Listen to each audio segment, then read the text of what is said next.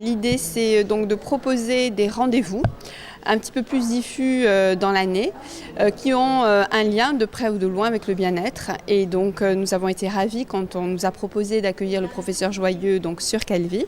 Et c'est ce que nous avons fait.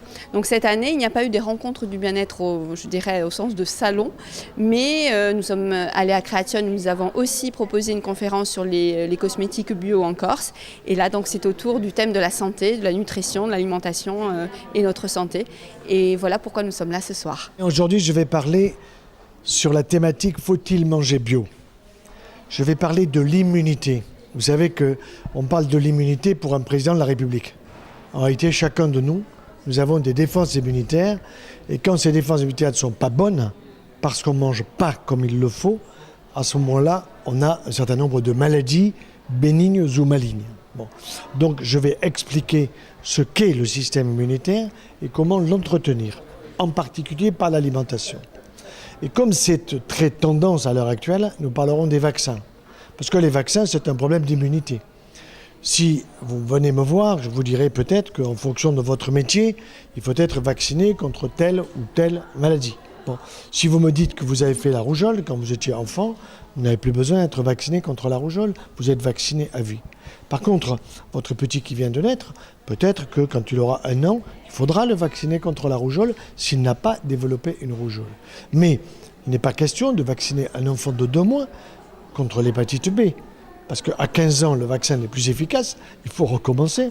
Et l'hépatite B, il l'attrapera s'il est pompier, s'il est médecin, s'il est infirmière, s'il est chirurgien ou s'il se drogue. Vous voyez ? Mais donc ça veut dire que c'est le médecin qui doit décider. Ce n'est pas un ministre, ce n'est pas un laboratoire pharmaceutique. Ce n'est pas un problème de pognon, c'est un problème de santé. Or on sait aujourd'hui, parce qu'on a fait faire les calculs, qu'il y a de l'aluminium dans 7, on peut dire même 8 vaccins sur 11. Et dans ces 8 vaccins, l'aluminium, il faut le virer. Parce qu'il est dangereux pour la santé de l'enfant à court terme, à moyen terme ou à long terme. Donc il va falloir revoir la loi, je le dis officiellement, je sais ce que je risque en le disant, mais je dis qu'il faudra le faire parce qu'on ne peut pas dépasser les doses toxiques définies par la Food and Drug Administration au niveau international, les Américains, par l'Organisation mondiale de la santé ou par l'EFSA, qui est, si vous voulez, l'institution européenne de sécurité des aliments. Enfin, pour revenir à l'autre partie, la partie nutrition, oui. Ici aujourd'hui nous sommes en Corse, en Méditerranée. Est-ce que vous allez parler précisément de la cuisine méditerranéenne qui, on sait, aurait des vertus? Mais bien sûr, mais vous voyez, je ne vais pas utiliser le mot régime.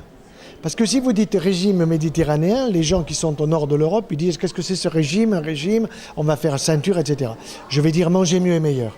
Et manger mieux et meilleur, c'est plus de poissons et fruits de mer en Corse, vous avez de la flotte partout, des poissons autour de vous. Savoir les faire cuire à la vapeur douce pour éliminer les produits toxiques éventuellement dans le poisson, dans les fruits de mer, etc. Et puis manger beaucoup de fruits, beaucoup de légumes, ce que la terre de Corse vous apporte. Vous avez tout ce qu'il faut, mais vous devriez avoir plus d'oranges, plus de citron, plus de mandarines, plus d'huile d'olive.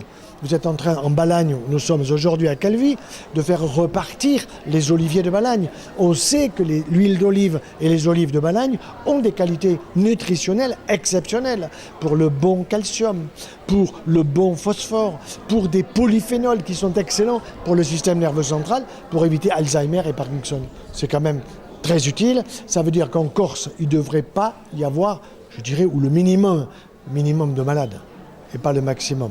Beaucoup de gens qui sont malades ici en Corse, c'est parce qu'ils ont chopé ça sur le continent.